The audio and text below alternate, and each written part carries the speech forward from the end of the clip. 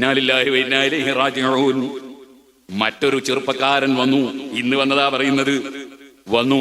ആ ചെറുപ്പക്കാരൻ പൊട്ടി കരഞ്ഞു. കരഞ്ഞുകൊണ്ട് പറയുന്നത് എന്താണ്? എന്റെ ചെറിയ മകൻ ആത്മഹത്യ ചെയ്തു. ചെറിയ കുട്ടി, പ്രായം പൂർത്തിയാകാത്ത കുട്ടിയാണ്. ആത്മഹത്യ ചെയ്തു. എങ്ങനെ ആത്മഹത്യ ഉണ്ടായത്? ഗെയിം കളിച്ചതാണ്. ഗെയിം കളിച്ചിട്ട് അവസാനം ആത്മഹത്യ ചെയ്തു എന്നാണ്. ഞാൻ ഇപ്പൊ വരുമ്പോ എന്റെ വണ്ടിന്ന് എന്റെ കൂടെയുള്ള ആളോട് ചോദിച്ചു, എന്തിനാ ഗെയിം എന്ന് പറയാ? എനിക്കിതറിയില്ല. ഗെയിം കളിച്ചിട്ടൊരു കുട്ടി ആത്മഹത്യ ചെയ്തു എന്നല്ലേ പറയുന്നത്? സാധാരണ പരീക്ഷയെ തോറ്റുപോയിട്ട് ആത്മഹത്യ ചെയ്യുന്ന ചില കുട്ടികളുണ്ട്. ഞാനില്ല, ഇത്രയും വിഡ്ഢികളായ കുട്ടികൾ വേറെയുണ്ടോ? നിങ്ങൾ കാണുന്നില്ലേ? എലിയെ പിടിക്കാൻ വേണ്ടി പൂച്ച പിന്നാലെ ഓടി. എലിയെ കിട്ടിയില്ല. എലിമെല്ലെ ഒരു മാളത്തിലേക്ക് കയറി ഒളിച്ചു. പൂച്ച ജനങ്ങളെ മുന്നിൽ വെച്ചാണ് ഓടിയത്. സംഗതി പൂച്ച പരാജയപ്പെട്ടു പോയി, എലി വിജയിച്ചു. പക്ഷെ ആ പൂച്ച പിന്നെ എടുക്കുന്ന പണി എന്താണ്? കുറെ ദൂരെ ഇങ്ങനെ ഇരുന്ന് അടുത്ത പരീക്ഷയിൽ ജയിക്കുമോ നോക്കുകയാണ്. അല്ലാതെ പൂച്ച ആത്മഹത്യ ചെയ്യുന്നില്ല. കാരണം പൂച്ചക്ക് വിവരണ്ട്. ആത്മഹത്യ ചെയ്തുകൊണ്ട് എലി വയറ്റിലാവൂല. ഇനിയും പരിശ്രമിക്കുകയാണ് വേണ്ടതെന്ന ബോധം ആ പൂച്ചക്കുണ്ട്. അതിങ്ങനെ കാത്തിരുന്ന് വീണ്ടും എലി പുറത്തിറങ്ങിയപ്പോ പിന്നാലെ ഓടിപ്പോയി. അപ്പോൾ എലി മറ്റൊരു മാളത്തിലേക്ക് കടന്നുപോയി. രണ്ടാമത്തെ പരീക്ഷയിലും പൂച്ച തോറ്റുപോയി. അപ്പോഴും പൂച്ച ആത്മഹത്യ ഒരുങ്ങുന്നില്ല കേട്ടോ. പിന്നെയോ പൂച്ച പിന്നെയും അതാ കാത്തിരുന്ന് പരിശ്രമമാണ്. ഒരൊറ്റ ദിവസം 10 പ്രാവശ്യം ആ പൂച്ച എലിയുടെ പിന്നാലെ ഓടി. പക്ഷേ എലിയെ കിട്ടിയില്ല. പൂച്ച പിന്നെയും ഇതല്ലെങ്കിൽ മറ്റൊന്ന് കിട്ടുമോ എന്ന് നോക്കുകയല്ലാതെ ആ പൂച്ച ആത്മഹത്യ ചെയ്യുന്നില്ല. ഈ ഒരു പൂച്ചയുടെ വിവരം പോലും ഇല്ലാത്തവരല്ലേ ആത്മഹത്യക്ക് ഒരുങ്ങുന്നവർ. ആത്മഹത്യ ചെയ്തങ്ങ് ചെന്നാൽ സുബ്ഹാനല്ലാഹ്, ഖബറിലെത്തിയാൽ ഗെയിം ജയിക്കുമോ? ഖബറിലെത്തിയാൽ ഗെയിം ജയിക്കുമോ? അതേ ഖബറിലെത്തിയാൽ ഗർഭിണിയാകുമോ? അതേ കച്ചവടത്തിൽ പൊളിഞ്ഞു പോയവൻ ഖബറിലെത്തിയാൽ പണം ധാരാളം അതാ ബാങ്കിൽ ഇങ്ങനെ വന്നുകൊണ്ടിരിക്കുമോ? അല്ല. അതേ ഏതെങ്കിലും ഒരാൾ മരിച്ചു പോയതിനാൽ ദുഃഖം പേറിയിട്ട് മറ്റൊരാൾ മരിച്ചാൽ അതിന്റെ പേരിൽ മരിച്ചവൻ തിരിച്ചു വരുമോ? സുബ്ഹാനല്ലാഹ്, ഭർത്താവിന്റെ ദുസ്വഭാവം കൊണ്ട് ഒരു പെണ്ണ് പോയി ആത്മഹത്യ ചെയ്താൽ സുബ്ഹാനല്ലാഹ്, ഖബറിലെത്തുമ്പോൾ നല്ല സൽസ്വഭാവമുള്ള ഭർത്താവിനെ കിട്ടുമോ? ഭാര്യയുടെ ദുസ്വഭാവം കൊണ്ട് ഒരു ഭർത്താവ് ആത്മഹത്യക്ക് പോയാൽ ഖബറിലെത്തിയാൽ നല്ല സൗന്ദര്യമുള്ള സൽസ്വഭാവമുള്ള ഭാര്യയെ കിട്ടുമോ? ഒരു മനുഷ്യൻ അവൻ ചിന്തിക്കണ്ടേ? വെറുതെയാണോ പടച്ചവൻ ബുദ്ധി തന്നത്? ആലോചിക്കാനല്ലേ. നമ്മളെ ചിന്ത പണയം വെക്കാമോ? പക്ഷേ ഒരു കാര്യം ഞാൻ എന്റെ സഹോദരിമാരെ ഉണർത്തട്ടെ. ആ ചെറിയ കുട്ടി ഗെയിം കളിച്ചിട്ട് അവസാനം ആത്മഹത്യ ചെയ്തു എന്ന് പറഞ്ഞപ്പോ എന്റെ മനസ്സിൽ തോന്നിയ ഒരാശയം ഞാൻ പറയട്ടെ. എന്റെ സഹോദരിമാരെ, നിങ്ങൾ ചെറിയ കുട്ടികൾക്ക് അതേ ഫോണ് കയ്യിൽ കൊടുക്കല്ലേ. പ്രത്യേകിച്ച് ഗെയിം കളിക്കാൻ പറ്റുന്ന ഫോണ് നിങ്ങൾ കയ്യിൽ കൊടുക്കല്ലേ. നിങ്ങളെ സ്വന്തം മക്കൾ നഷ്ടപ്പെട്ടു പോകുന്നത് നിങ്ങൾ ഭയപ്പെടുന്നില്ലേ? ഞാൻ വേദനയോട് പറയട്ടെ, ആ ചെറുപ്പക്കാരൻ പൊട്ടി കരഞ്ഞപ്പോ ഞാൻ അദ്ദേഹത്തെ കുറെ സമാധാനിപ്പിച്ചു.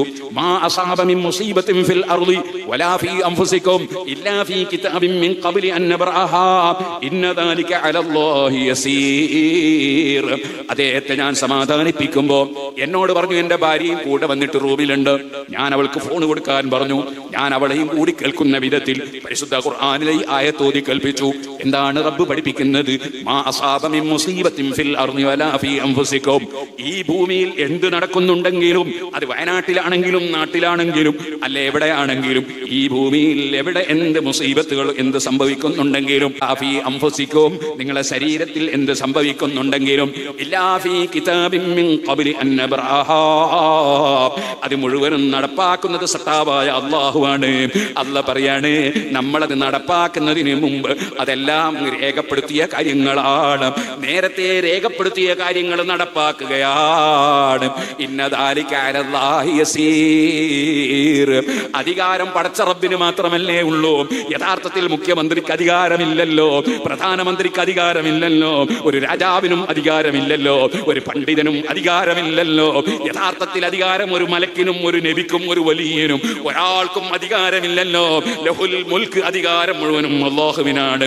തബാറകല്ലദീ ബിയദിഹിൽ മുൽക്ക്, അധികാരം മുഴുവനും ഉള്ളവൻ അല്ലാഹുവാണ്. ഇത് ഉറച്ച് വിശ്വസിക്കുന്നവരല്ലേ നമ്മൾ? അത് ഖുർആൻ പഠിപ്പിച്ചതല്ലേ?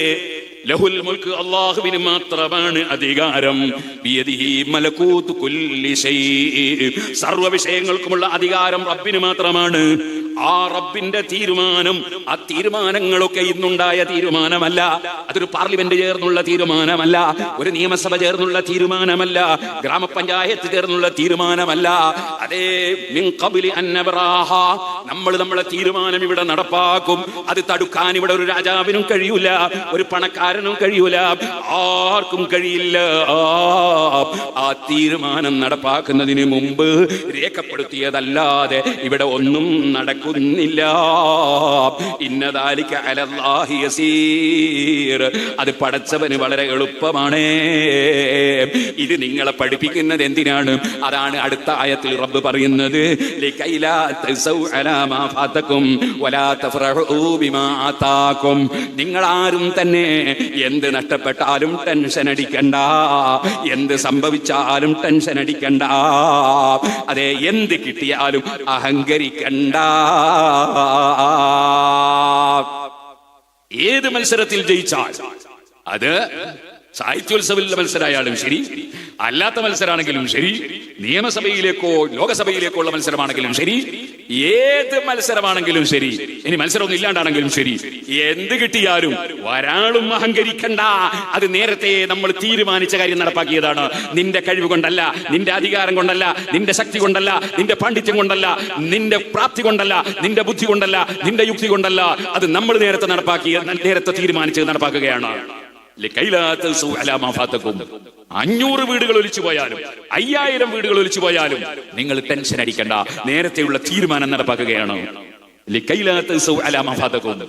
അതേ സമയത്ത് നിങ്ങൾക്ക് ചെയ്യാൻ കഴിയുന്നത് എന്തെല്ലാമുണ്ടോ, അതേ SYSന്റെ പ്രവർത്തകർ, മുസ്ലിം ജമാഅത്തിന്റെ പ്രവർത്തകർ മാതൃക കാണിച്ചതുപോലെ എവിടെ എന്തെല്ലാം സാന്ത്വനങ്ങൾ പ്രവർത്തനങ്ങൾ നടത്താനുണ്ടോ അതിൽ സജീവമാകണം. പണക്കാര് സഹായം നൽകണം, അതുപോലെ മറ്റുള്ളവർ സഹായിക്കണം. അതൊക്കെ നിങ്ങളോട് കൽപ്പിച്ച കാര്യം നിങ്ങൾ ചെയ്തോളണം. ഒരാൾ മരിച്ചാൽ നിങ്ങൾ കണ്ണോക്ക് കാണാൻ പോകണം, അവിടെ നിന്ന് നിങ്ങൾ മരിച്ച മയ്യത്തിന് വേണ്ടി പ്രാർത്ഥന നടത്തണം. അതുപോലെ ഈ മയ്യത്തിന്റെ പേരിൽ വേദന അനുഭവിക്കുന്ന കുടുംബങ്ങൾക്ക് വേണ്ടി പ്രാർത്ഥിക്കണം, മരിച്ചവരുടെ പേരിൽ ദുആ നടത്തണം, മരിച്ചവർക്ക് വേണ്ടി റെക്കമെൻഡ് നടത്തണം.